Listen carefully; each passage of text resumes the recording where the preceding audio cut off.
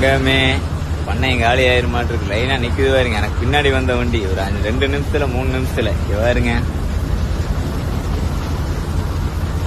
எத்தனை வண்டி, 15 வண்டி போயிருச்சு. எனக்கு முன்னாடி 5 வண்டி இருக்கு.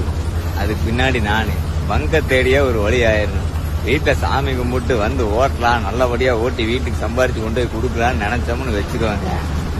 அது முடியாது. இந்த பங்கு சிஎன்ஜி பங்கு எச்சாகிற வரைக்கும் பங்க் இருக்கு. ஆனா CNG no stock no stock no stock இந்த வார்த்தையை கேட்டு கேட்டு எனக்கு காதே வலி பிடிச்சிச்சு. இங்க பாருங்க லைன் கட்டி வந்து நிக்கும். இது டக்குன்னு இருந்தா டெலிவரி போறதுனால ஃபுல் ப்ரெஷர் இருக்கும். அதனால இங்க பாருங்க வண்டி நிக்குது, ஃபுல் ப்ரெஷர் இருக்கும்.